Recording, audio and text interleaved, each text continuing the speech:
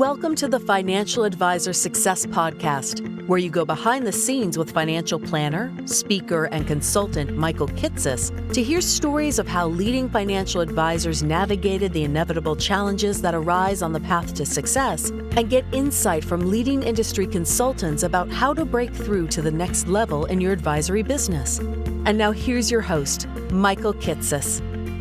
Welcome, everyone. Welcome to the 423rd episode of the Financial Advisor Success Podcast. My guest on today's podcast is Cristina Livadary. Cristina is the CEO of Mana Financial Life Design, an RIA based in Los Angeles, California, but working virtually with clients nationwide, that oversees approximately $70 million in assets under management for 119 client households. What's unique about Cristina, though, is how her firm supports clients in the so-called sandwich generation by both creating a financial plan for the client's personal financial needs and goals, and by addressing, often with a separately paid add-on financial planning engagement, the financial issues facing their aging and frequently less secure parents who may someday need to be supported. In this episode, we talk in depth about how Cristina's personal experience dealing with challenging issues with her own aging parents while simultaneously caring for young children helped her recognize the challenges of those that the sandwich generation face.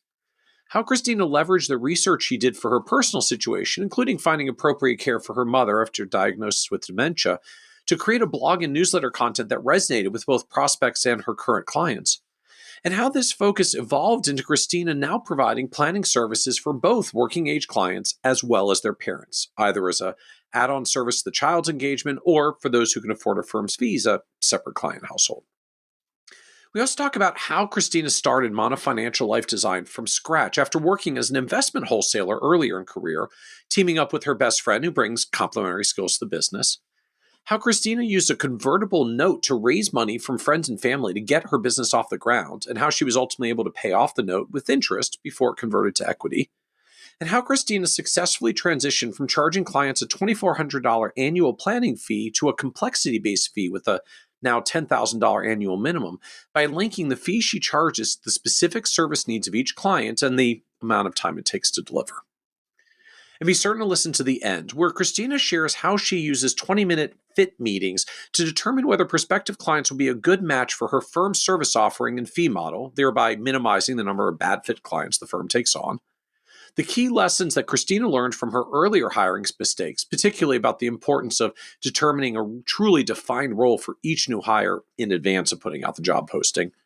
And how Cristina leverages the artificial intelligence-powered note-taking software Fathom to not only turn around meeting notes and follow-up tasks faster, but so that she and her team can be more present during client meetings without having the burden of simultaneously taking notes while trying to stay focused on what the client is really saying.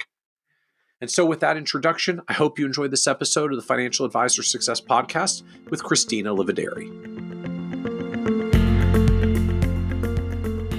Welcome, Cristina Livadary, to the Financial Advisor Success Podcast. Thank you for having me, Michael. I'm looking forward to today's discussion and what to me is an interesting dynamic of, I guess, as I understand, like how your firm has evolved in clients that it works with in intergenerationally.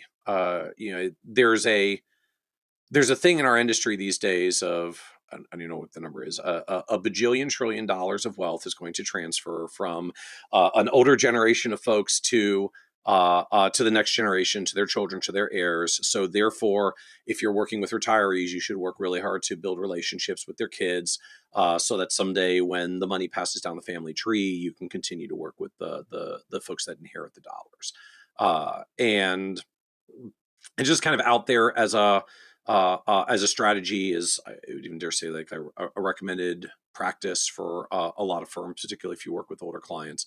And to me, like, there's always been a dynamic of it that's felt really kind of strange and off to me that, okay, I get it conceptually, like we're hoping to build relationships with the next generation, but if you're really good at working with older retirees and relating to them and the issues that they're dealing with, you like really might not be the most relatable to what their kids or grandchildren are going through, depending on how old the parents are and how far down the family tree you're going. Because just we deal with different stuff at different stages of life. There's some generational dynamics as well of how it shows up that makes the experience of your 20s or 30s today is not what it was 20 or 30 years ago. but but if you work with folks that are at that middle stage right now, there's a whole other version of intergenerational dynamics, which is, yeah, the problem isn't like parents pass away and we're following the money down to the kids. It's no, I work with the kids and their parents have problems. Uh, and for any of us that are in like our 30s, 40s, early 50s, often you get to live some version of that like proverbial sandwich generation experience firsthand.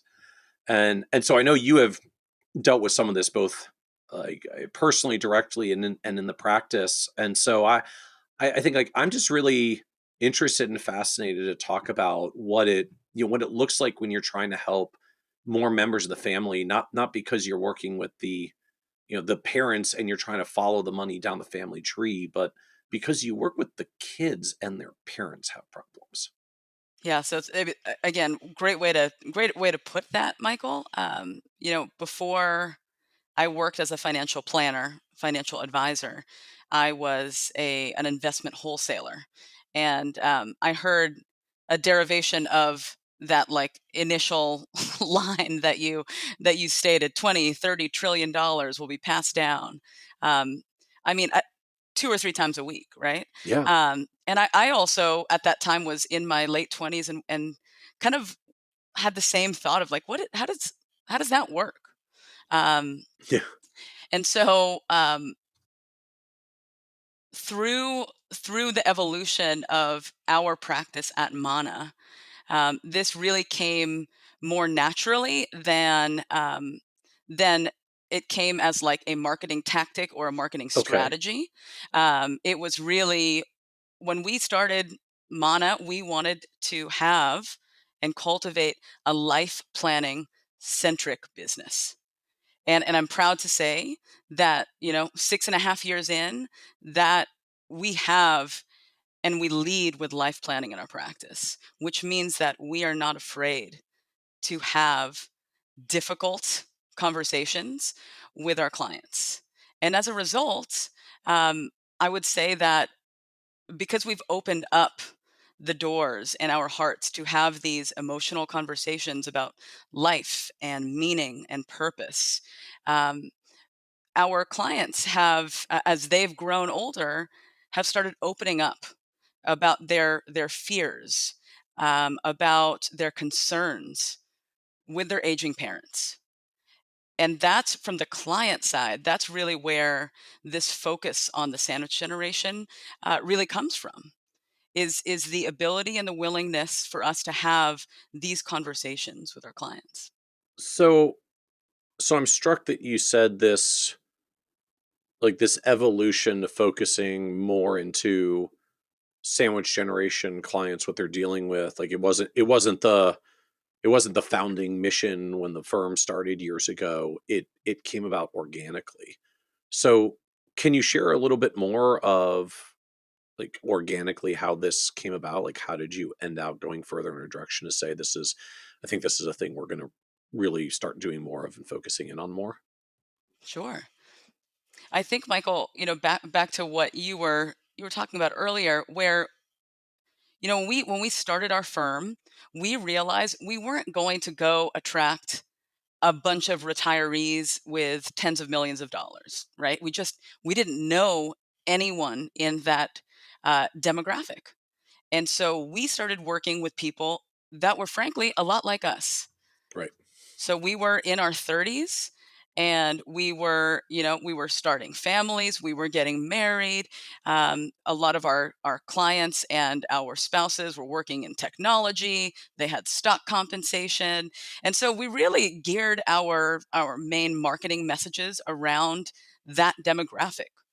How to plan for maternity leave, how to budget for your wedding. And so a lot of our initial foray into getting clients was really attracting people just like us. And Okay. similarly, as we grew and evolved, so 6.5 years after launching, um, our lives changed.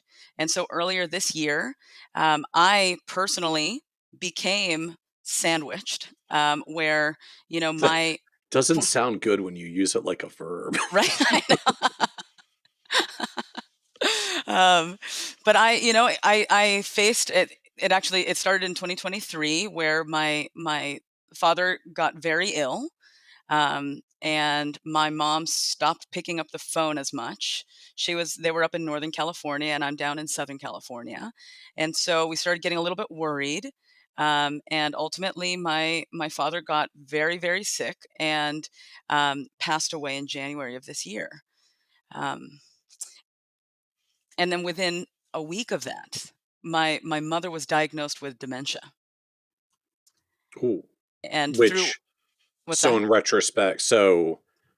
retrospect, that's why she wasn't answering the phone. Like she wasn't, uh, dad was handling things and she was having challenges already. Exactly. Yeah, there was a lot of signals that I missed because I personally was not ready to handle it. I was 2 months postpartum at the time. So I had a lot going on, personally, So you had a emotionally. baby a year ago. I had a baby a year ago. Okay. And so it was, yeah, it was a time, I remember vividly last fall where things were too much. And so I knew there was something off with the communication with my parents. We used to talk at least once a week. And so some of those calls started dropping off and I was like, but I did have my hands full with, you know, our practice in addition to raising a 3-year-old and a baby at that time. So what happens next? So that January of this year was like the month where everything hit the fan. So I lost my father. Mother had a dementia diagnosis. My son, who was 4 months old at the time, was hospitalized with COVID, and so was on ventilators. Couldn't breathe Oh, for it was as even like talking about it right now just brings me back to this an is uncomfortable position. this is the newborn, so he's like He was four or four five months months old. old. Yeah, yeah. And it was a lot. It was a lot to handle. And I was expected because I was the financial planner among Mm. my siblings and half siblings. I had to take the lead on all of it.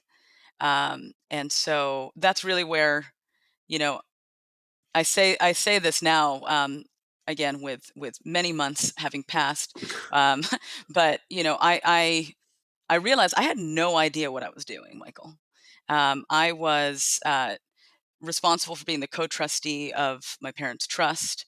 My parents, it turned out had become hoarders in the time that I hadn't checked in on them, and so there was and continues to be a lot to clean out in the house. A restaurant need to be sold, and my mother was incapable of taking care of herself, so I had to figure out a plan for care, and I had to do that all within a span of several weeks. And so this is where I realized I don't know what I'm doing, and I'm a financial planner. So at least you have the financial literacy and the context and the rest of it, and it's still horrifically overwhelming. Absolutely. So what? So I guess I'm wondering now. So what? How did this play out for you, and when does this start to show up in the business? So I did not stop working because it turns out I process things. Well, I process things slowly. I immediately went into therapy, but I also wanted to continue working because I had this feeling that there was something here. And again, I mean, like you just referenced, financial planning is so critical to a successful outcome in this situation, right? Financial life planning in particular. And so, one of the ways that I processed not only my grief, but um, my desire to learn how to actually do things correctly or do things in a way, right? There's no right way to go about this, but to go about this in the way that I needed to go about this, I had to do a tremendous amount of research, but I also wanted to begin creating space for these conversations within our practice. And the way that I do that is through writing. And so we at Mana have a bi-weekly blog that we publish along with a bi-weekly newsletter. And for the first half of this year, I spent that time writing a lot of different on a number of different subjects in regards to the sandwich generation. So everything from what does assisted living look like in all its multiple iterations. I was recording social media videos on the same topics, all the way to how to talk to your aging parents about money, about aging, about estate planning, and really through this writing, our clients started reading it and saying, "Hey, I I, I saw that you posted about this the other day. First, I'm sorry that you're going through this, but second, my mom started exhibiting some of these signs. What do you recommend I do to to really like address this right now?" Right? And so as I started putting out these blog posts, and our team at Mana started also internalizing this and opening up the space for conversations with our clients, we started realizing that a lot of our clients were in similar positions as I was. So I guess I'm just wondering, like, the nature of this content that you started creating. Like, what was the style? What was the approach? Is this education style, or are you like outright telling people you're going through this with your family now, right now as well? Well, I would say at Mana, our approach is always leading with the heart. Okay. So we all every one of our blogs starts with story, right? And Okay. and it's we always start with like why this matters, and in the context of the sandwich generation, why it mattered to me at that time. So I do, I've gone to a lot of therapy. I work on myself, and for me, part of my processing is sharing. And so I felt very comfortable being able to, and again, just here's why we're writing about this. And really, a passion of mine, and why I continue doing the work that I do, is because I also don't want any of the mistakes that I made needlessly repeated. So then, can you share a little bit more of the kinds of articles you were creating? I mean, like, what were you finding, learning, discovering, putting out there? I think you said some, like, different types of assisted living facilities and Yeah. So I mean, talking to aging parents. that was the first one, was the different kind of assisted living facilities, and that was certainly one where, um, because I was trying to figure out, what's the difference between memory care and facilities that say they do memory care but don't have lockdown, right? And so it was a very nuanced, like, here are the different categories, of care facilities. The other, we've written about who are the types of aging specialists you can employ, to help you when you don't have the time or you don't have the capacity to dedicate all Right. of this, all of your time, attention, and resources to this. And so we talked about the network that we've built through this year of, working with those in the sandwich generation. A lot of the work that we do is about the conversations, and so writing it from different perspectives. So conversations to have with aging parents, conversations to have with your adult children. Because, one thing that I don't think we've mentioned yet, Michael, is that as a result of the work that we've been doing with our sandwich generation clients, we have found that it's not only parents, quote unquote, in trouble, but it's parents who need planning themselves and maybe have worked with like a traditional financial advisor, aka like only does investments for them, and have no financial plan. And so we've been introduced to to this generation through their children. Hmm.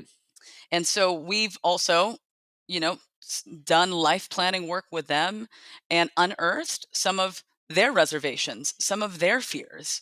And we want to continue to address those fears through our writing as well. And so I guess in the sort of the truest sense from this, uh intergenerational framing, like, you effectively are ending up moving up up the family tree, Yeah. and Yeah. getting brought in to do planning work with the parents. Hmm. Very much so. So So help us now with a little more context of, I guess, Mana, the advisory firm, I guess, sort of like in the first place. I don't know, like as it existed 12 months ago before you started down this journey, because then I want to understand how it's starting to change as you're doing more of this. But can you give us the overall context on the advisory firm? Sure. So Mana, we shorthand is Mana. Full name is Mana Financial Life Design, um, and I run it with my best friend and business partner Stephanie Bucko, and we launched in 2018 with zero assets under management, zero clients. So we both had come from disparate areas of financial services. And as I mentioned, I worked as an investment wholesaler ahead of launching this. And we've talked about this before to the advisor community, but ahead of launching Mana, neither one of us had actually done a financial plan before. I had done the CFP coursework, and I did the like that sample plan that you have to do as part of Yeah, for like for the that capstone class. Yep. exactly. And that's as far as I went, Michael. So I'd never actually like done financial planning with clients until we launched our firm. And And and it sounds like and Stephanie hadn't either. What was her Stephanie had background? not either. So Stephanie had worked right out of college at PwC during the Great Financial Crisis, auditing hedge funds. She is definitely the math brain behind Mana. I'm giving her full credit for that. And then after PwC, she went to work for the world's largest hedge fund of funds. And so she was a risk officer and really understanding the underlying risk within the hedge fund of fund portfolios that they managed at Man Group. So So again, yeah. So we So had how do you end out saying like, "Hey, let's get the wholesaler and the hedge fund risk manager together and launch a financial planning firm?" good question. So Stephanie had finished her CFA and CPA, and had really kind of reached a point in her career where she wanted a shift. And so a year before that, in 2017, she actually went to work for a bank and was an investment manager. So was running like a portfolio of like a model of securities for private wealth clients of a bank. Okay. And so that's where she kind of started realizing, hey, this is not too dissimilar to, you know, um, how we thought about building portfolios on the institutional side. This is interesting, and she found a great deal of satisfaction working with individual clients. And Okay. and from my perspective, um, I had reached a point as a wholesaler where I felt like there was a big difference, and you've talked about this before, and like who can call themselves a financial advisor. And I worked with folks, frankly, that I tell people I'd worked with like 10,000 financial advisors covering Southern California and Hawaii, and I'd recommend like maybe a handful of them to my parents. So it was at the point where I was like, okay, Christina, it's time to stop complaining and start doing. And so, in 2016, I went to HANA and worked with George Kinder on the registered life planning designation after I read his book, The Seven Stages of Money Maturity. It changed my life. And there, through the life planning process with that group, I realized that I had to go take the CFP coursework, and I worked while also continuing to be a wholesaler. And 2018 was the culmination where I got a sabbatical for working a decade at my previous firm, and I took those 2 months to like really pause and first surf in San Sebastian, Spain. But while in San Sebastian, Stephanie came and we put together a business plan. And we raised friends and family money to launch our firm and keep keep us off keep us housed, I'd say, for the first year of our business. We had savings, but learning lesson: double whatever you think that you need to launch a business. So we did that, and we launched with an email. to everyone in our network saying we've launched a firm. And that's how we got started, Michael. And it was, it was up from there. But it was a slower going than I had thought it was going to be in the acquisition of clients. So I want to come back in a moment to acquisition of clients, more about who you're going after, but I'm intrigued with raised friends and family money. So what did you do? How did that work? Like, are there friends and family who own some percentage of Mana because they were capital investors in the startup phase? So what we did was we issued a convertible note. Okay. And that convertible note was going to convert into equity within 3 years. But thankfully, we did well enough to pay them off, and our friends and family didn't truly want to own any share of our business. They wanted to see us successful. So Yeah. so ultimately, we did the convertible note. We had, it was really, really good, experience for us, and how to, Can a I ask? I'm just fundraise. What's that? fascinated. Like, what were the terms of the note? Like, So how did you we set this paid thing them up? an interest rate that was, what private equity, equivalent was paying at the time, Okay. which was great. I mean, much better than So I interest mean, rates today. But yeah, yeah, so it I mean, was they're making double-digit interest rates for a high-risk startup loan. exactly, yeah. And so we did that for for like 2.5 years, Okay. and then we paid them off fully, and then And Stephanie and I became the w owners of our business. was this tens of thousands, hundreds of thousands? Like, how much did you raise to get going? It was it was about like 150,000. Okay. Yeah. And that was mostly to cover like salaries for you and Stephanie? That's right. Does Yeah, sounds like, I mean, just we're not the most capital intensive business. It's not like you need to totally. buy Yeah, real estate and factory equipment and such. And it was just you and Stephanie to start. So you weren't hiring staff out of the gate. that's right. Yep, Okay. And so raised 150 of capital in a convertible note with a market rate of interest and personal savings. So, and said, and even let everyone know you knew, and said we launched an advisory firm. So what was the original advisory firm? I mean, like what were you when you sent the announcement email? What did you tell everyone you were doing and launching and trying to serve and accomplish? it was simple, and I'm sure full of bravado, Michael. But it was essentially, either Stephanie and I from, friendship or our professional careers. We are extremely passionate about what we're building. We are focusing on financial life planning, and I'm sure I talked a little bit about what the difference between financial advice and financial life planning. Um, and I think we just opened it up and said, if you've ever thought, hey, do I need a financial advisor? Reach out to us. And so I had always been, you know, in my work as a wholesaler, I spent a lot of time, again, like thousands of meetings, um, asking advisors how they brought clients on. And some of the best advisors that I met had a fit meeting. And so that's really like the way that we position. Anytime, if you're interested in working with us, schedule a 20-minute fit meeting.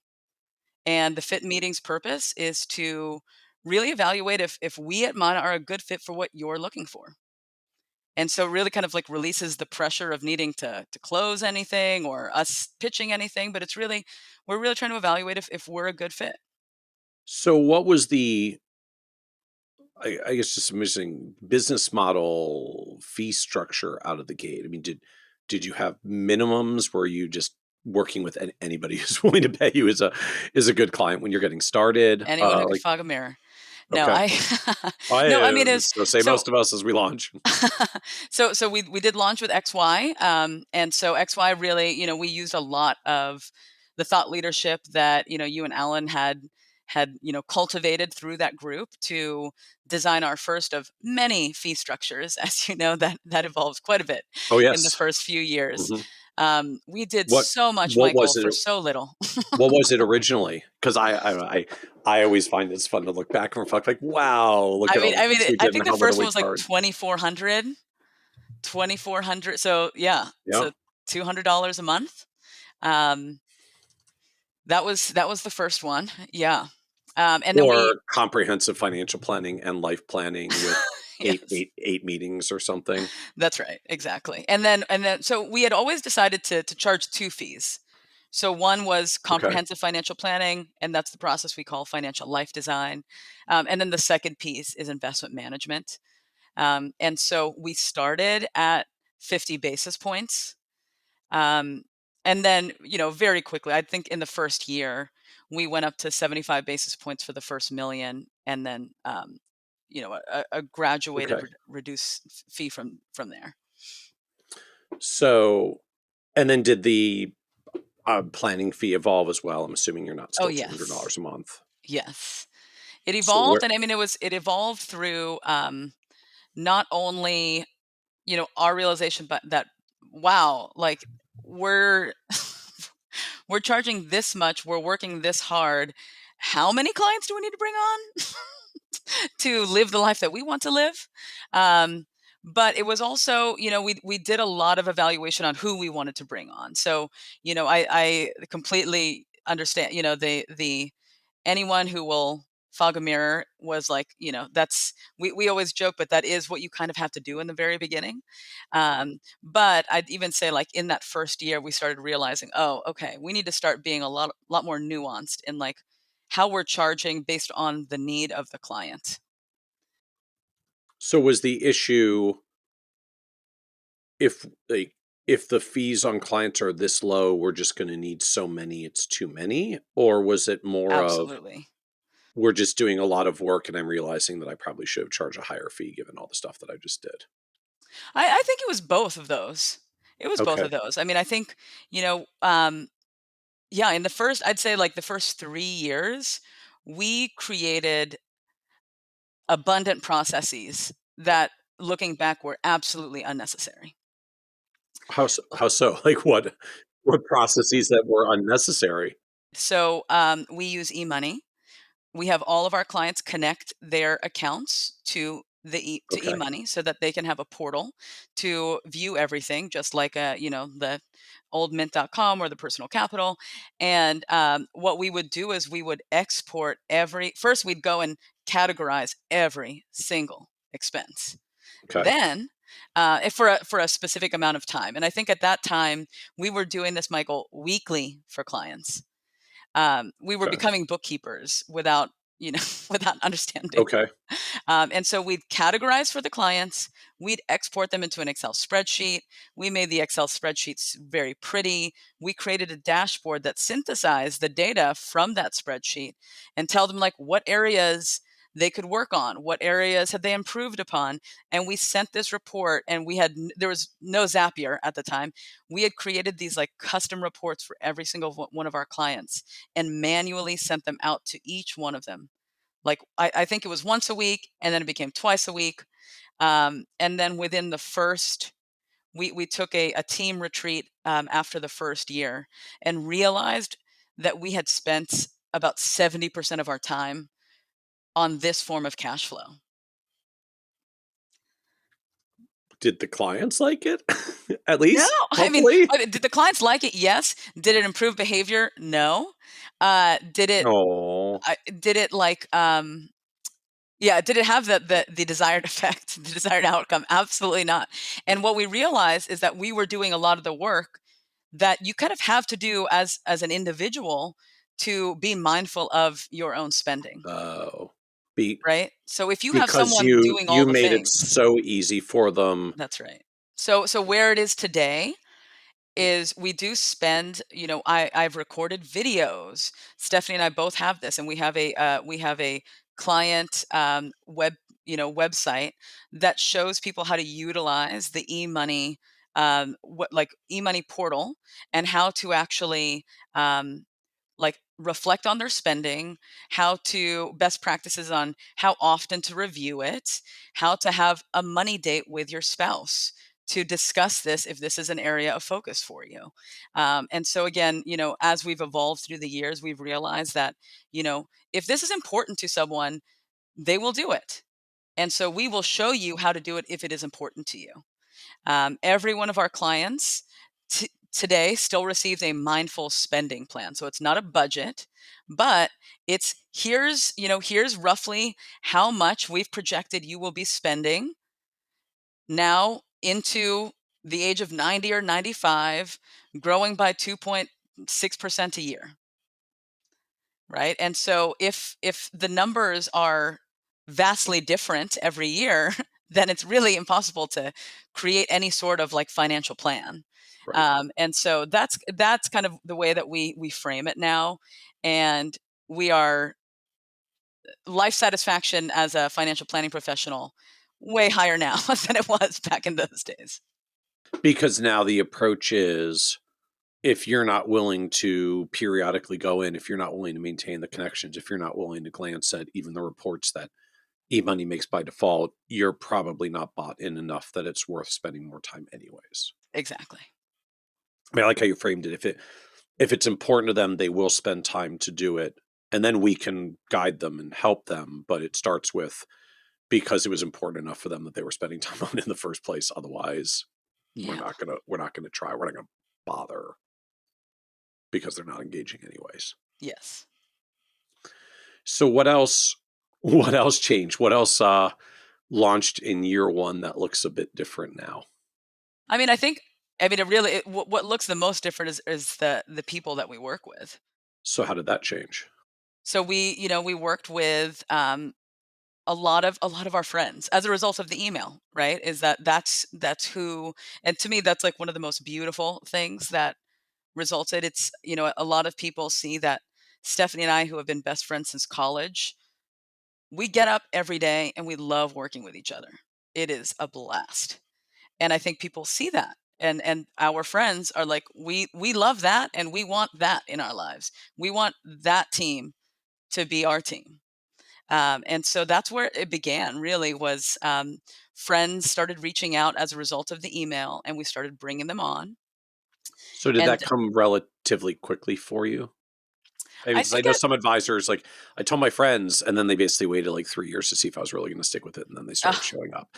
no, it, It, it came very quickly for us in that respect. okay, The rate, the pace of onboarding, I'd say, it we launched in July. We took our first client in September, um, and we were bringing on like 2 to 3 a month okay, that's a good number. throughout 2019. And then, yeah, I mean, we were looking back at some of the numbers as a reflection, end of the year reflection, earlier this week, and 2020 and 2021, we were taking on a serious amount of clients. I mean, like 3 to 4 a month. Um, I was like, no wonder I And, was so tired those days. It's like, and and are you still mostly at like $2,000 to $3,000 annual fees for clients at this point? Had you I started would say, raising? yeah, I'd say like 2019, absolutely. I think we started raising fees in about 2020 when we started working with our business coach, who was absolutely baffled at the prices we were charging. Okay, so sometimes helps to have a business coach. So so I guess I'm wondering, there's like, where did you find the business coach? What did you pay them? So Yeah, I mean, a lot of folks struggle with business coach in the first year or two. It's like, I know I need it, but if I had the money to afford the business coach, I wouldn't need the business coach. that's right, right. Yeah, I mean, we did wait. We waited until like mid 2020 to hire, and I always tell her it's Elizabeth Chaton. She is a Okay, yeah, wonderful steward of the life planning community, and that's how we found her. Was we wanted to decide, we were deciding like, what kind of business coach do we want? Do we want someone that's going to hold our feet to the fire in terms of like the nitty gritty, the metrics? But I would yeah. say Sorry. no, I would say that we want like, or do we want someone who kind of is able to zoom out and like focus Mm, on what matters? And I, sometimes you also don't know what kind of business coach you need until Yeah. you like get into the meetings and you're like, oh, wow, I never thought about it like that. And we have found as a partnership that having a guide that also kind of challenges the way that we think is so incredibly helpful. So that's the version that you That's the engage version we with, went to. Elizabeth. Okay. Yeah. Okay. So 2020, 2021, you start raising fees on existing or just on new going forward? I think 2021 was just on new. Okay. Um, and every year thereafter, we started gradually raising existing clients' fees. So And how did you go about doing that? Because I find that's a challenge for so many of us, those early clients, they took a risk on us, kind of feel like we owe it to them sometimes, feel really absolutely, bad about raising their fees, and that's when we get strangers as our first clients, not when they're friends, not when they're which I think friends, was right? most Yeah. of your first clients. So, And I'll like, tell what you, did I mean, the guilt and the pit in the stomach was there for us. The way that we did it was, ahead of their annual update.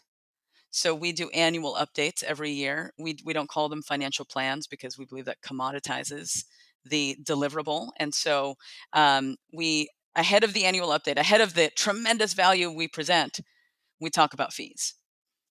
And the way that we say it is that, we've been working together now for 3 years, and these 3 years we've done XYZ for you. It has been a sincere pleasure to be guiding you through this journey. 3 years ago, you joined in at this rate. And since then, we've increased fees to this rate. Um, and costs go up, right? And so we do want to propose a fee increase. We're not going to go as high as the going rate okay, because we want to honor and respect our relationship with you. And so we propose that we'll raise this over time so you can get to the prevailing market rate in like, you know, 3 years. And so we okay. track that. And people appreciated that. People have appreciated that. So did you I was, I guess, wondering, in magnitude, how much were they actually moving at the end of the day? I mean, like, were they going from 2,400 to 2,700 to 3 grand, or was this like 2 grand, 3 grand, 4 grand, 5 grand? Yeah, so we start at 2,400. I believe it went like 2,400 to 4,500, and then to Okay. 6,000. Okay. So that's a big move. This isn't It's a like you went big back to move. 2,400s and took them up $500. No, You no, no, no, no. the We went. gradual version was almost doubling, That's right. like 2,400 to 4,500. So how many noped out the door? The first time we raised fees, I'd say we lost maybe we lost like 10% of our clients, and again made up for it with the fee increases and What? more. Like, yeah, I mean, we raised fees by 80% and lost 10%. Like, Right. that math's just fine. I mean, very sad for the 10% that we lose, um, but that math's just fine. So, were there blowback issues because these are like friends and people you have We other haven't existing lost, relationships and we never dynamics with? lost like friends as a result of our fees. So Meaning the none of ones the that friend we clients terminated you, or just correct, you stayed friends even though you raised their even though the former, they didn't so, leave? Okay, yeah, they didn't leave. interesting. We've had friend clients leave, but not because of our fees. It's because they lost a job, their situation changed, but Okay. it wasn't directly as a result of our fees being too high. And you did this with in-person conversation? Did you send a letter in advance? Like, how did you actually communicate it out when it was time? So we've always been a virtual firm 100% since the very beginning. Okay. And we did this during their annual update. So, It's like um, in the meeting, in the annual. meeting, Okay. we felt it a bit too impersonal to send an email. I know some people have a lot of success doing that, but we just felt, given our really deep relationships with our clients, that um, they that we weren't comfortable having an email sent ahead or after any meeting. We really wanted to have that like personal Zoom conversation. So I guess I'm wondering, just in evolution of the firm. So how how long did it take before the dollars actually like got to where you needed to cover, family obligations, the ability to meet your household needs? Yeah. And then I had kids, Michael, but Well, and then you complexified your household needs. yeah. Yes. Um, I would say it was about mm, 3 to 4 years in where we felt like really comfortable with what we were able to be compensated. It took us about 3 to 4 years. And how much of a emergency savings runway did you give yourself? I mean, were you 6 months of expenses, 12 months of expenses, 2 years of Personally or through our expenses? business. Well, I guess either both. How did you do it? So for us, we were always looking for from our business to have, I mean, ideally it's 6 months, but we like 3 months is kind of bare minimum. Um, and that, gets larger and larger over time. And then when we launched, I had, like a year and a half of Okay. expenses saved. And so did that did that actually hold? I know there's usually kind of a burn effect. Well, you got no revenue coming in the first few months, so it's all outflow, but then like you get some revenue and now you're only burning at 75% of the rate and then 50% of the rate and 30% of the rate. So did it hold, or did You you know end up what? actually needing to dip more than you thought? It dipped more than I thought, not as a result of our business, but more because my husband transitioned into sole con or contracting work as well. Um, Financial planning lessons learned all around. Don't do that simultaneously. So now help us understand how the business and offering is evolving and changing now that you're getting so much deeper into these like sandwich generation dynamics. The artifice of the offering hasn't changed that much, right? I mean, I think um, the deliverables that we present to our clients, the work that we do, um, has stayed kind of constant, but there is like much more nuance to everything that we do, right? It's like when we have a fit meeting, we're also kind of like mentally, and also through our various forms of trackers, is this person a member of the sandwich generation? Is this person a business owner? Is this person going to belong to a company that will IPO in the next few years?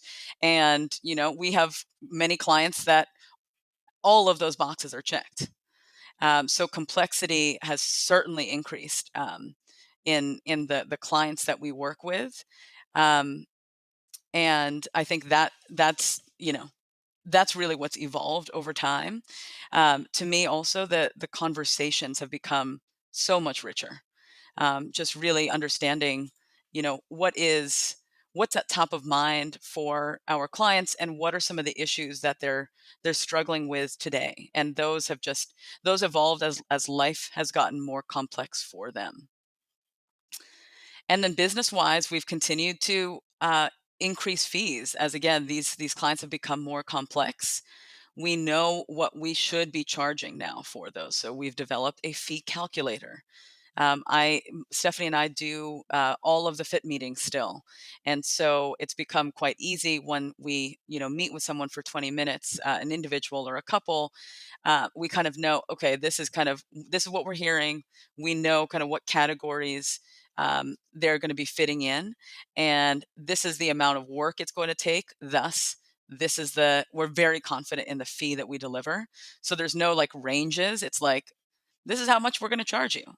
And that's helped us really kind of hone in on the prospecting side. So we don't have our prospecting meetings have become fewer since we've published our minimum on our website, but they're much higher quality and thus higher likelihood of conversion. So where do those fees stack add up to now? I mean, what's typical clientele engagement for you at this point? I would say that the vast majority, of our clients are paying us for both. So we have Meaning planning and investment planning management. and investment management. Okay. Yeah. So I mean, I'm looking at some numbers right now. So we have 119 clients that either engage us for one or the other, and that's really a result of, again, like taking, you know, young kids, UTMAs, et cetera, that obviously we're not going to be doing financial life design for those Right. folks. So we have 119, individual clients. The average fee there is like 8,400, versus about 80 clients who engage us for both, and that average fee is about 11,500. Okay. So out of some combination of AUM fees and planning fees, That's right. Yeah. is there an asset minimum, or is there like a firm fee minimum It's now? a firm fee minimum of 10,000. Okay. And is there any kind of, we'll waive one fee if the other one is big enough or at a certain threshold? Do you waive part of planning fees if assets are high enough, or We do waive at like asset at fees? 4 million, really is kind of that, at 4 million of Okay. assets. Yeah. Then you'll start waiving some of the planning fee, all the Some of planning the fee. plan, like, typically what we do is we'll charge like a one-time planning fee for Okay. that case, and then we will include the planning in the AUM fee Okay. every year thereafter. And so is everybody a flat 10,000, or fees are still No, quoted specific to the client? fees are quoted specific to the client. So how do you determine and set those planning fees? Sure, we start at a base fee. So if for an individual, the base fee is 6,000. Okay. And then for a couple, that's where we start at 7,500, and then the complexity is added on from there. So we have complexity riders that we've used, and so some examples of that is if you have 2+ rental properties, um, if you have cash flow issues. And so these clients are very few and far between, but we have clients who, you know, spend more than they make, and have some of the, and really want kind of like that, that guidance. And they know that if they work with us, they'll be cognizant of it. So we have a complexity rider for that, because we know that we'll have to meet with them more often. Um, if you're a business owner, if your company's like fundraising, or if there's an IPO in the next 1 to 2 years, if you have stock compensation, and then ISOs, NSOs, and then the one that we kind of, the one that, another complexity rider that we added this year was if you're going through a divorce, it's a one-time complexity fee for the year, because we've noticed that when our clients are going through a divorce, there's just a tremendous amount of work needed. So are all these riders, as you frame them, like flat fee add-ons, and you just add up all the ones there are? That's right. Uh, you've got 2+ rentals, that's an extra X dollars, and you also Yes, have stock comps, so that's X dollars more, and then it maths up to whatever it maths up to. exactly. So how much do you add for these riders? Are they all are they all different? Are They're they all all the same? custom, yeah. But I mean, they range between like $500 and $5,000. Are you still pricing it to each client? Like, you have stock comp where you're gonna need a rider, but I actually have to get into how much stock comp you have to figure out whether you need like the $500 version of the That's stock right. comp rider or the $5,000 version of the Exactly. stock comp rider. Yes. So you're really like, every client is is very custom complexity fee of, if you have riders in these areas, we add it for each rider, and then we price each rider. Yes. And is there a rubric around those, or just even, Yes. all There's right? a we have a calculator that really helps us do that quicker than most. So how does Yeah. the I'm intrigued then. So how does the calculator work? Yeah, so there is, so the client, um the client has its own, has a calculator respective to their financial situation. And Okay. so if they have a rental property, I will like check the box, and it will populate the total of the fee Okay.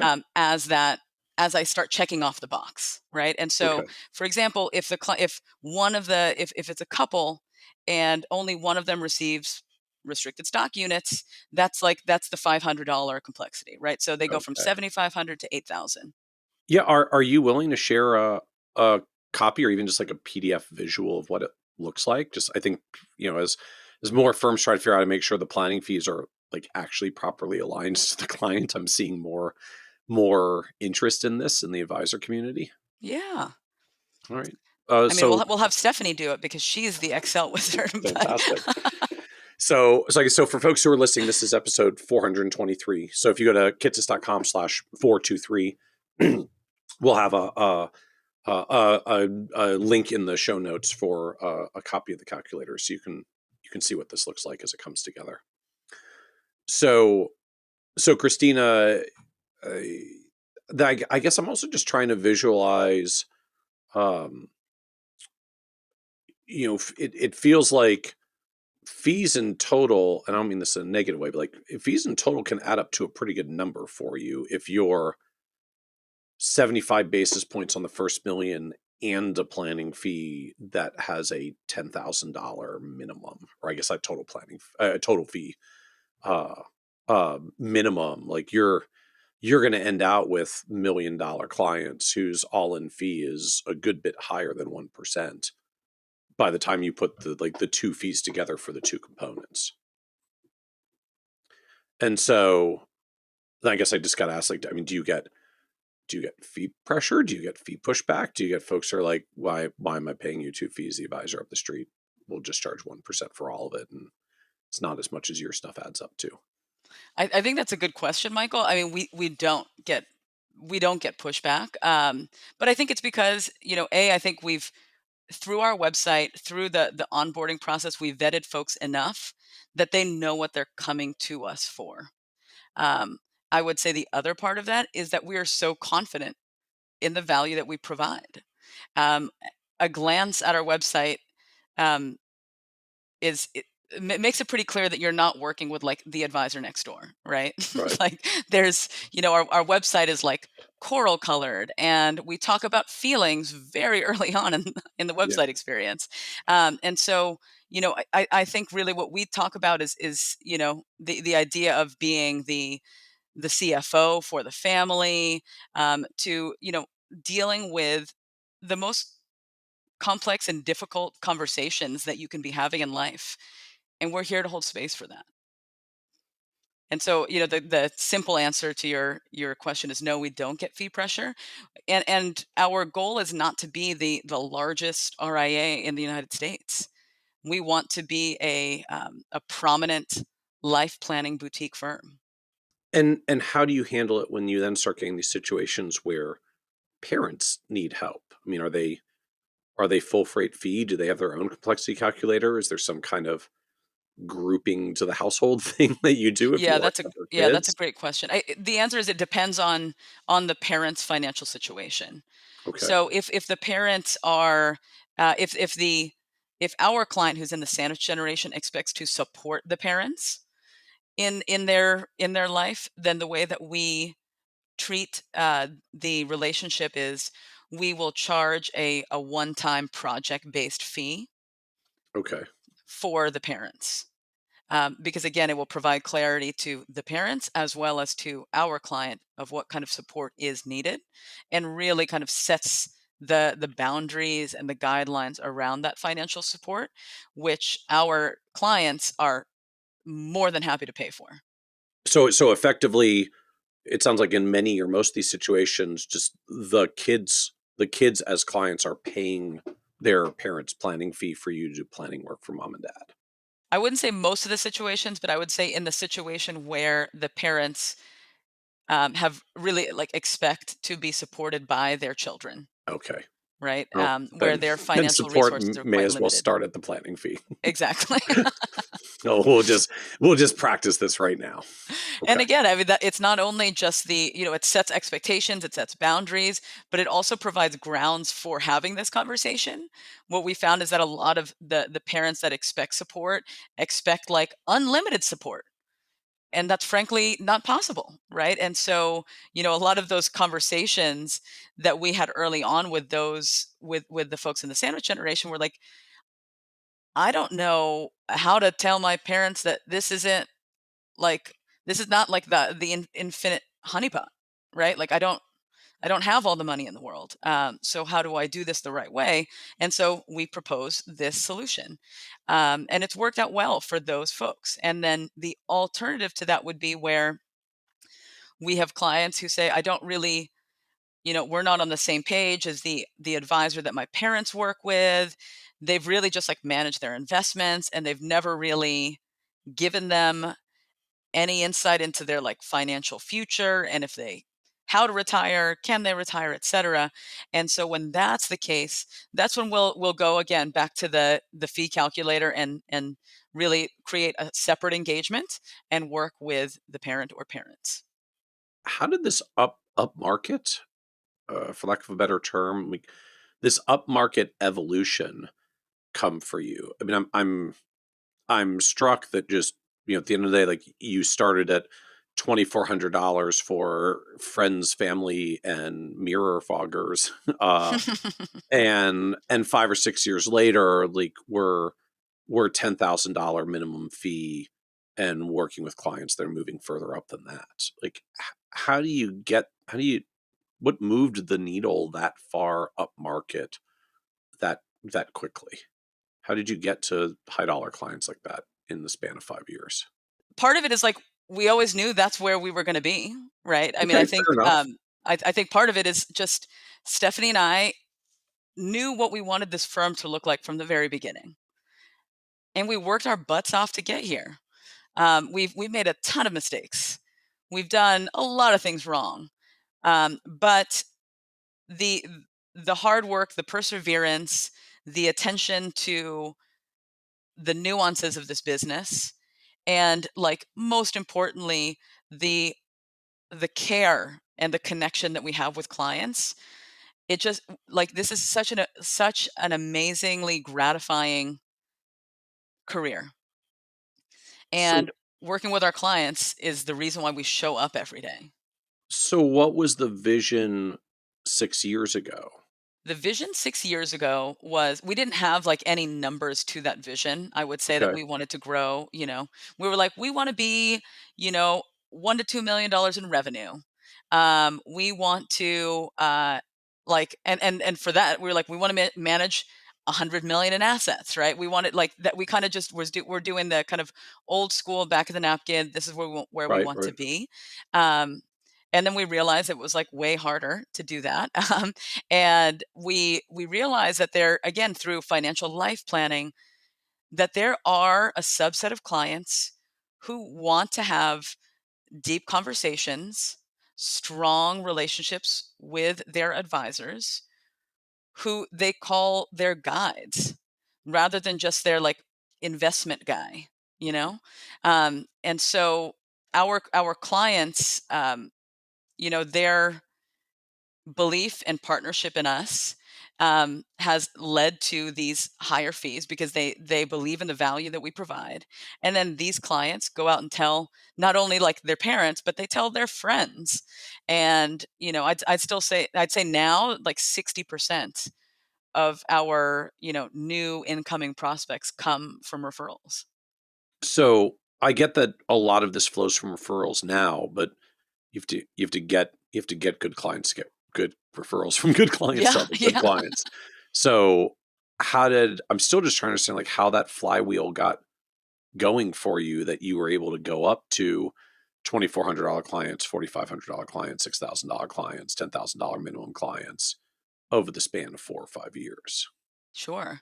It was so in starting January of 2019, we started our blog and our newsletter, and we Okay. were adamant.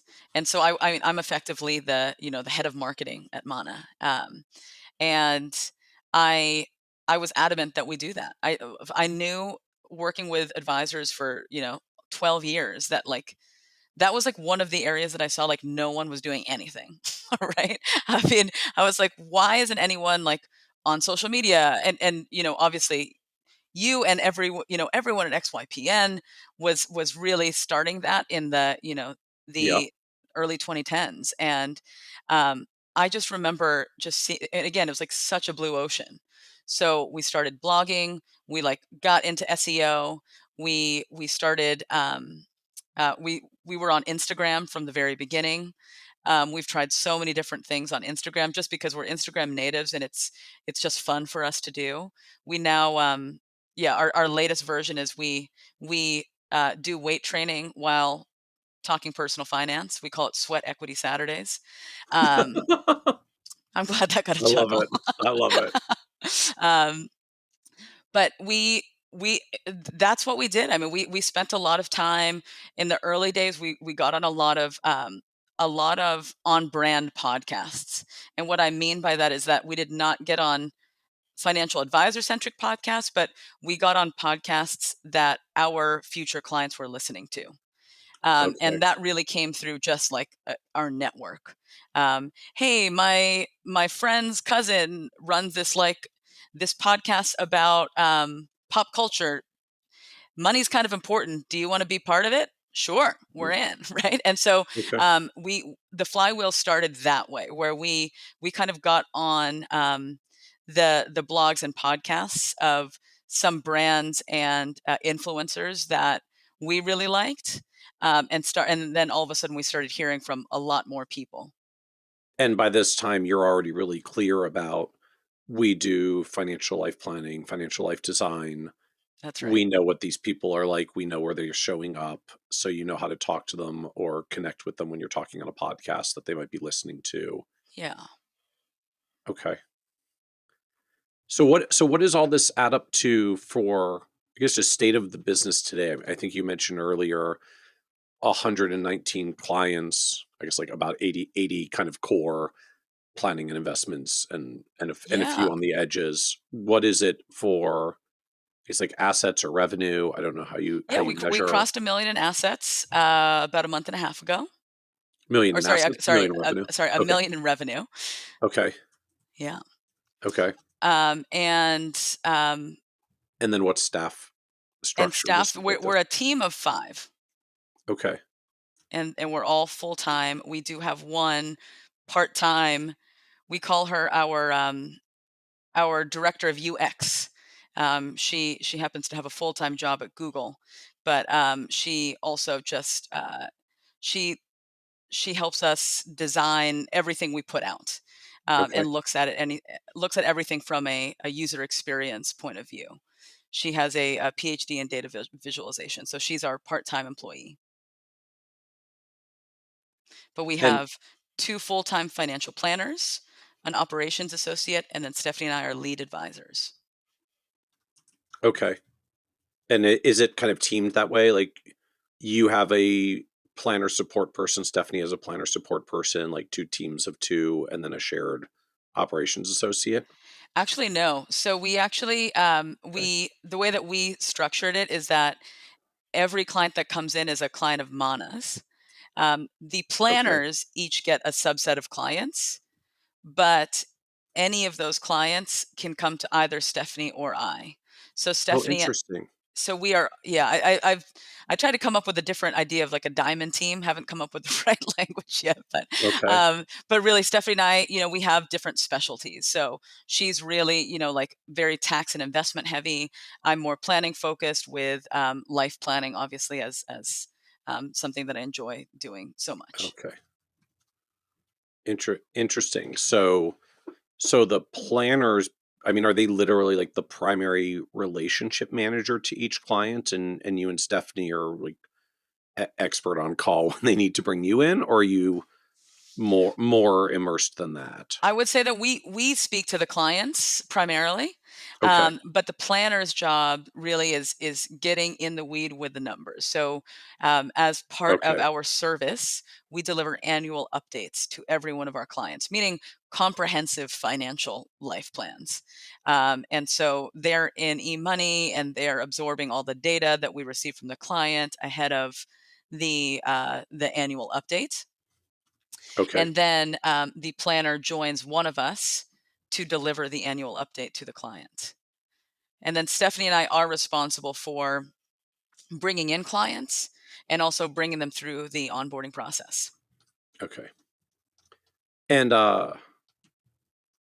do you feel like you have capacity at kind of this size and team structure with the client base that you've got?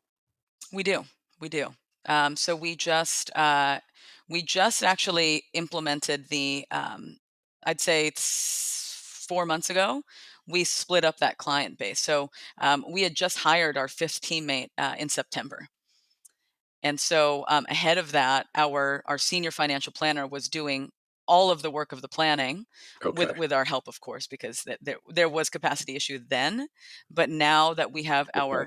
our second planner, that we've now split up the client base, and we definitely have capacity now. Okay. So so then as you reflect on this and how it's evolved, like what surprised you the most about this path of building the advisory business? I mean, when I think about surprising, it's really the idea of the shift in how I thought it was going to be. And when I thought I was going to launch this business, I was an employee of a company. I was an I was an investment wholesaler, but I also got to see what employee financial advisors, like how they worked. And the biggest surprise was the amount of time, the amount of attention required to being an excellent firm owner, and Mm. how much code switching that really takes. Were there particular parts of it that were challenging or surprising? Yes. I mean, for me, my job prior to this was to sell, right? So I was only responsible for uh, bringing in clients and keeping them happy and continuing to service them. But really, for me, I'd never really had experience on the actual operating of a business.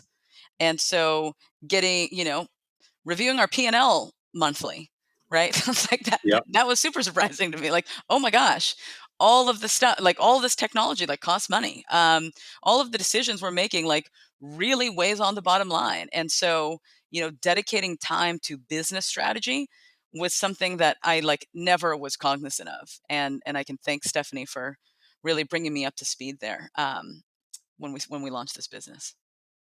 So what was the low point for you on the journey? To me, the low point if I look back on like the last 6 years, the low point really was um, knowing when to hire and who to hire. We, very like admittedly have like made mistakes. We hired too early, and we hired without really thinking about what role would this new employee take in this uh, in our firm, right? A lot of it was like, okay, everyone's gonna do everything, and it's just gonna we're gonna like run at 1,000 miles an hour, and like turns out that doesn't work very well.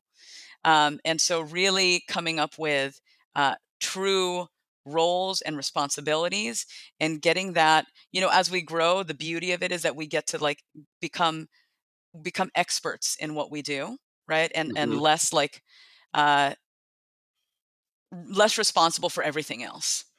And Yeah. so I'd say the low is like really like our hiring journey. So can you share more about that? Like what was the what was the hiring too Oh, I early mean, okay, mistake? I'll tell you like in a succinct way. The low was in 2021, we had hired two people kind of at the same time, um, without really a plan for like how each one was really going to like fit into the business, Okay. and we burnt them out, Michael. We burnt them out because Stephanie and I were still trying to figure out like how does this all work, and how do we do everything, and we were still doing too much. And so as a result, both of those employees quit within like 5 days of each other at the end of that year. And that was a huge blow. I mean, like to like That was all your people at the time. that was literally our entire team. So like In the first part of 2021, you went from 2 to 4, and within 5 days of New Year's, you were back at 2 That's right. Yeah. after having grown and now having more clients to serve. And bringing on, and that year we brought 4 to 5 clients on a month. So, all right. So now help me understand further. So, like, what had you done that didn't work or that so blew up on you? A number of things. I think the first one was doing too much for clients. In that same vein of like cash flow, for example, we were still categorizing everyone's expenses. We were doing it like the last 6 months. We were trying to provide insights. We weren't doing as like detailed as reports, but it was still too much for very little upside on the client side. And so again, like one of those employees like was really responsible for like doing that.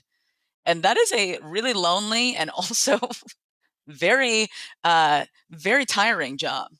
And so that would be one. And then I'd also say, one of the best pieces of advice that I've received in the past couple of years is, when you hire employees, you want to define a role so that their job is always replaceable, right? Or replicable, Right.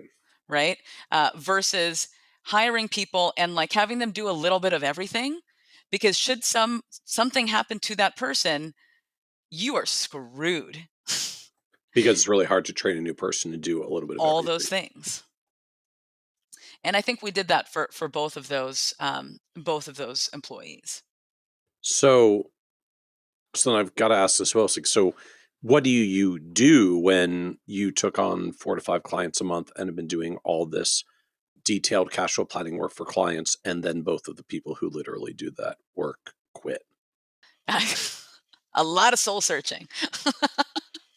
This even thing like service delivery to client, like what happened when you had to do meetings the next few weeks? Yeah, I mean, it was the way that Stephanie and I, um, like had to start thinking was, how do we do less better? And Because you so, didn't have anyone to do it anyway, because we so we had may as well no one doing any of the busy work. so we have to start figuring. I mean, was that basically what show up's like, okay, we don't have these people, what can we start cutting? Exactly. We had to do it. We had to do it. And honestly, it was like now again, looking back with hindsight, it was probably the greatest gift, um, that we were like shocked into that existence, because we had to figure it out very quickly. And we just started, if it's not a heck yes, if it's not like 90% or more conviction of a heck yes, it's a heck no. Like we're not doing Okay. it. And we just like cut so many things that next year and really focused on what was most important. Out of curiosity, what else got cut? Oh, besides like all the cash flow stuff. Yeah. um there were I'd say like the promises to clients that we'd meet every quarter. We really solidified our annual update process that year. And Meaning we our really annual, not 4 times a year, but once annual once update process. annual, we're here for you throughout the year. um, but this is where our clients have received the most value, is by meeting with us comprehensively once a year, where we review everything that's most important. um, and that will enable us to guide you to make good decisions throughout the rest of the year. So cash flow, sort of like tracking and doing it so manually for clients stopped. Meeting cadence cut way back. And then we started relying, or not relying, but we became more adept at utilizing technology, Okay. and became very open. I think, in 2018, when we were more cash strapped, it was kind of like, if it costs any money, it's too expensive, right? Right. Like, so Yep. we really needed to think about, is this a good investment?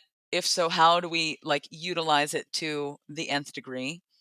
And so Zapier is an amazing piece of technology that we use daily for a lot of things. We love Airtable, which is our client Yep. database. Um, and then we use Redtail. And now we've integrated Fathom, the AI note taker, Yeah. and that's created even greater efficiency. So I think a lot of folks are familiar with Redtail. I'm curious to hear more. How exactly are you using Airtable? So Airtable is really like a database, and so we utilize it in a whole slew of ways. It's a way that we keep track of clients in different ways. So their net worth growth, their specific characteristics about our clients. We use it as like compliance checklists for various things. We will look at like client anniversaries. I mean, there's like it's literally every kind of data point about a client you can slice and dice so many different ways. So what goes in Airtable versus Redtail then? I feel like a lot of firms will track things like anniversaries and characteristics of clients in their CRM. This is the perennial question among our team. Okay. But I would say that although Redtail will have some of those things, you can't find it as easily. So we have a table Okay. called client anniversaries where you can just like control find client and you know where the anniversary is. Or if you want to find the engagement letter of the client, just to like double check something, we have all of those engagement letters in Airtable. If you want to find the IPS of a client, we've also have that in Airtable. So it's a receptacle for documents, but also like qualitative and quantitative descriptors of our clients. Okay. And then how are you using Fathom in practice? Fathom is amazing. And shout out to Rebecca Connor for teaching us how to use that earlier this year. But we use it to record client conversations, and we tell them ahead of time that we are using an AI note taker to capture notes so that we can be more present in the client meetings. Mm, I like that And framing. Does anyone push back on it? we have one client who has pushed back because she's a very private person, and that's okay. And we also say that's okay. But the rest of our client, we have not had. One out of 119. That's a pretty Right. good ratio. Yeah. Yeah. Um, Yeah, and then what we'd also found, because we integrated toggle time tracking earlier this year, just to see, we have gut feelings about a lot of things, but really putting the numbers behind how much time do we spend doing X, Y, and Z. And so, one of our promises to our clients is you will get an in-depth email that summarizes our meetings and your respective action steps as a result of the meeting the day after our meeting. And that's a promise. And every one of our clients receives that after a meeting. And we found that we were spending a lot of time summarizing the meeting in email. Mm, Despite one of us, there's always two people in a meeting, and we had like a note taker. And so that note taker was never present, but was just taking notes. right. Um, and so now we have two people and the note taker. And so it allows both members of the team that are in the meeting to be very present. And Fathom takes better notes than any of us, and we'll summarize that. We've given Fathom a template of how we want it summarized, and Fathom spits out the summary. And so all we have to do is really just like review it for completeness and accuracy. Interesting. So you're not just using Fathom to capture the recording and like an internal summary. You're essentially using Fathom's summary output as what goes into the email, the post email to clients with an With editing our template, review, correct? with your template and with a Yeah, editing review for completeness and that's right. accuracy, because sometimes it gets a little off.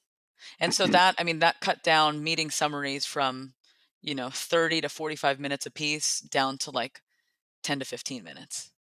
So what else do you know now you wish you could go back and tell you 6 or 7 years ago when you were starting down this journey? For me, when we launched, we talked a little bit about this, but we spent a lot of time creating processes. Yeah. What happens if we do this? Oh, how do we do this? And part of me, yes, that was beneficial in some ways. Um, but again, like looking back 6 years, it's like, I mean, none of those processes are still around, right? Yep. So I think for my advice to earlier me is like, put a limit on getting ready to get ready and Uh-huh. just sell, like go bring on Yeah. clients.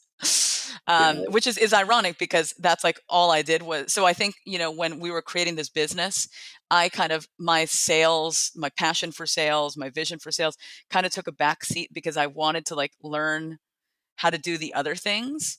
But in Yeah. reality, I think a lot of those early pains could have been solved by more revenue. When I do find there's just sort of this awkward reality early on in any business. It's especially challenging when we're sort of system and process oriented people that um, until you have a certain volume of clients and revenue, it doesn't really matter if you're efficient Right. because Right. you already have spare time because there aren't enough clients to fill your time yet.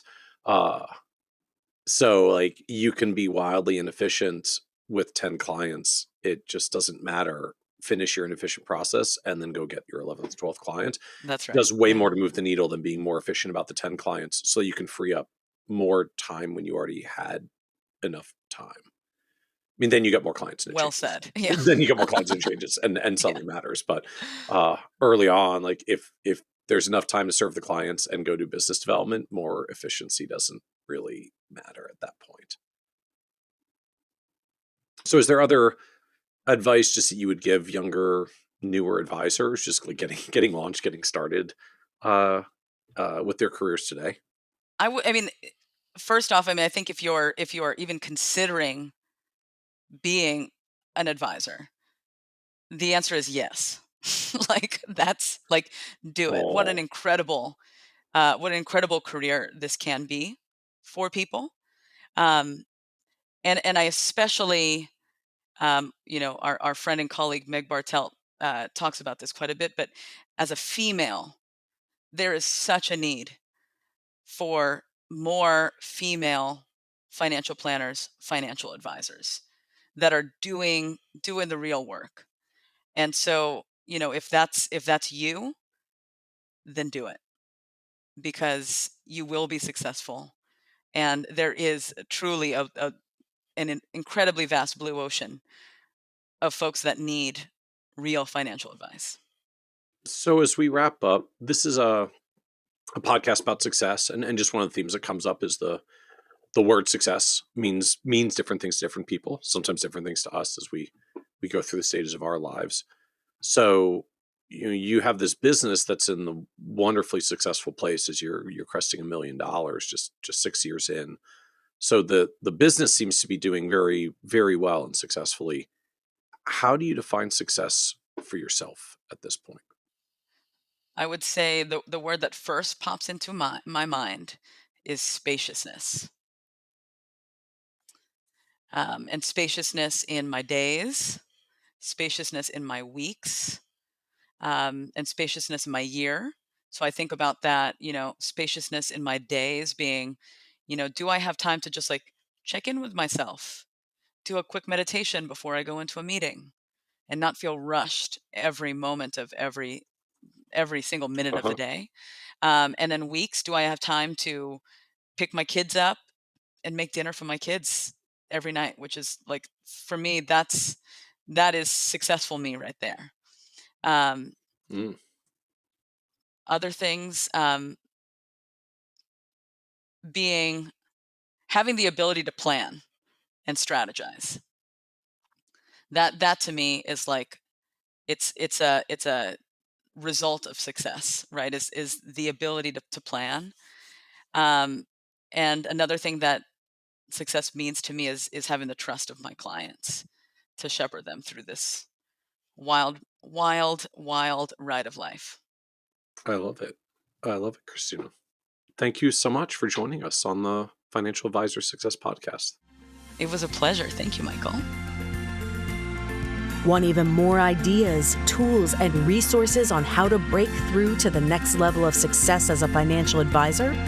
Check out the leading financial planning industry blog, Nerd's Eye View, at www.kitsis.com. where Michael covers the latest practice management trends and financial planning strategies. And by joining the members section, you can earn IMCA and CFP continuing education credits, along with exclusive member content. Get it all now at www.kitsis.com.